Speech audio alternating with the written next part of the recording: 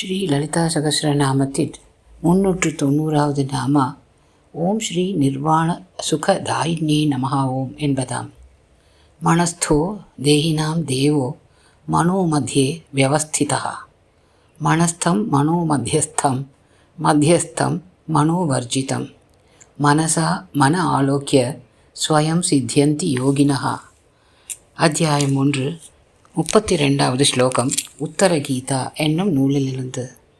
கிருஷ்ணன் பாண்டவர்கள் பல காலம் உலகை ஆண்டபின் சோர் உற்றனராம். அவர்களுக்கு வாழ்க்கையை பற்றி உரைத்த நூல் இது. கிருஷ்ணனின் சொற்கள் இவை.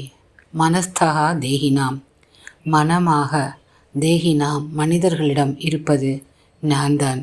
மனோ மத்தியே, அந்த மனதின் நடுநிலை எண்ணங்களாக வியவஸ்திதா இருப்பதும் நானே. மனமாக மனத்தின் நடுநிலைமையான எண்ணங்களாக இருக்கும் சக்தியை மனத்தின் சஞ்சலங்கள் பாதிக்காத அந்த மனோவர்ஜிதமான உள் உணர்வை அறியலாம். மனசா மனத்தால் மன ஆலோக்கிய மனத்தை பார்க்கலாம். அவர்களே யோகிகள். ஸ்வயம் சித்தியந்தி மன நிறைவு பெற்றவர்களும் அவர்கள்தான் என்கிறான் கிருஷ்ணன். மனத்தை மனத்தால் பார்ப்பதா? புரியவில்லையே. மனம் கட்டுப்பட்டு உள்ளுணர்வை அறிந்தால் மனம் உடலை விட்டு தனித்து நிற்கும். அதுதான் நிர்வாணம் என்றாள் அம்பாள். வாணம் என்பது உடல். நம் மனம் உடலை சார்ந்தது அல்ல, சூக்ஷ்மமானது என்பது மெல்ல புரியும். மனசக காமம் ஆகூதிம் வாச சத்தியமஷீமகி என்கிறது ஸ்ரீசுக்தம். நமது நியாயமான ஆசைகள் பூர்த்தியாகி அதனால் ஆனந்தம் ஏற்படும். அதை மனதால் மட்டுமே அனுபவிக்கலாம். இந்த ஆனந்தத்தை கொடுத்து பின் மோட்சம் என்கிற சுகத்தையும் கொடுப்பவள் சுகதாயினி அவள்தான். அந்நிலையில் அம்பாளை நாம் மனத்துள் எவ்வாறு நிறுத்தலாம், எவ்வாறு பிரதிஷ்டை செய்யலாம்? அவள் நம்முள்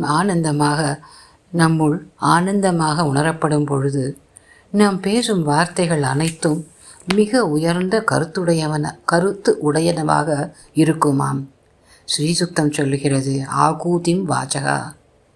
ஆகூதி என்றால் உயர்ந்த சத்தியத்தை குறிக்கும், சத்தியமான வார்த்தைகளை குறிக்கும். மனசக காமம் ஆகூதிம் வாசசத்தியம் அஷீமகி. அம்பாள் சத்தியமான வார்த்தைகளாக அஷீமகி நம்மிடம் மனதின் உள்ளுணர்வாக வசித்திடல் வேண்டும் என வழிகாட்டுகிறது ஸ்ரீசுக்தம். அந்த சத்திய ஸ்வரூபம் சுகமானது. அன்னையை ஒவ்வொரு க்ஷணமும் அனுபவிப்பதுதான் சுகம். சத்தியமாக அது மட்டுமே சுகம். இது உடலை மறந்து மனத்துடனே ஒன்றிய நிலை.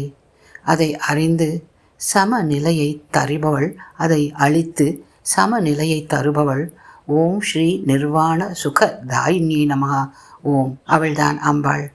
இந்த சிந்தனை எப்பொழுதும் இருக்க அன்னையை நம்முள் நிறுத்துவோம். குருஜி பட்டம்மாவிற்கு நமஸ்காரம். பிரியமுடன் சந்திரா.